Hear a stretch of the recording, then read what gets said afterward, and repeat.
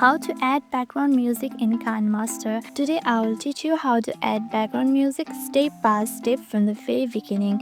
All you have to do is open the KineMaster and you will be on this page. Once you are in this page, tap on media. Now from here, all you have to do is tap on all and choose the media you would like. Now in order to add the background music on this, tap on audio. From here, you can choose any audio or music. You can also choose recorded from here if you have recorded voices. You can choose from internet if you have your videos and music saved in your device. But now I don't have it, so let me go to music. And once you're in the music, you'll get the mini music here. Scroll down and choose the music you would like. You can also review it by clicking on it like this.